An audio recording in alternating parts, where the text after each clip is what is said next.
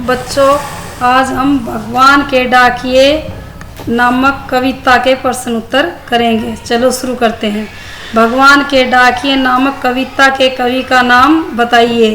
कामतानाथ, हरिशंकर परसाई, भगवती चरण वर्मा, रामधारी सिंह दिनकर। सही उत्तर आएगा रामधारी सिंह दिनकर। भगवान के डाकिए नामक कविता के कवि रामधारी सिंह दिनकर हैं। अगला प्रश्न, कविता में भगवान के डाकिए कौन है? बंदर और बादल, पक्षी और बादल, पशु और बादल, इनमें से कोई नहीं। सही उत्तर आएगा पक्षी और बादल भगवान के डाकिए हैं। अगला प्रश्न, पक्षी और बादल द्वारा लाई गई चिट्ठियां कौन बाँचते हैं? पेड़ पौधे, पानी, पहाड़, उपर्युक्त सभी। सही उत्तर आएगा उपर्युक्त सभी। चिट्ठियों को पेड़ पौधे, पानी, पहाड़ सभी बाँचते हैं। पेड़ पौधे, पानी और पहाड़ में कौन सा अलंकार है? उपमा, अनुप्रास, उत्प्रेक्षा, यमक। सही उत्तर आएगा अनुप्रास। पेड़ पौधे, पानी और पहाड़ में प वर्ण की आवृत्ति होने के कारण यहाँ अनुप्रास अलंकार है। अगला प्रश्न, पक्षियों की पंखों पर में कौन सा अलंकार है? अनुप्रास, यमक, उपमा, उत्प्रेक्षा। सही उत्तर आएगा अनुप्रास। यहाँ पर भी पक्षियों पंखों पर में प वर्ण की आवृत्ति हो रही है, इस कारण यहाँ अनुप्रास अलंकार है।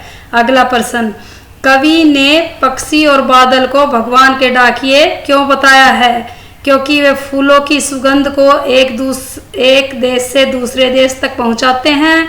क्योंकि वह एक देश के पानी को दूसरे देश तक बिना किसी भेदभाव के पहुंचाते हैं। क्योंकि पक्षी और बादल हमें विश्व बंधुत्व का संदेश देते हैं।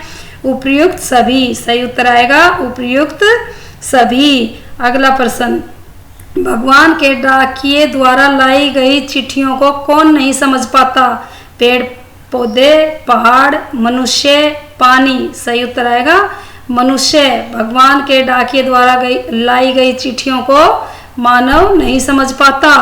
पक्षी एक देश के सौरभ को दूसरे देश में कैसे ले जाते हैं? वायु द्वारा, बस द्वारा, पतंग द्वारा, पंखों द्वारा। सही उत्तर आएगा पंखों द्वारा। पक्षी एक देश के सौरभ को दूसरे देश में पंखों द्वारा ले जाते हैं।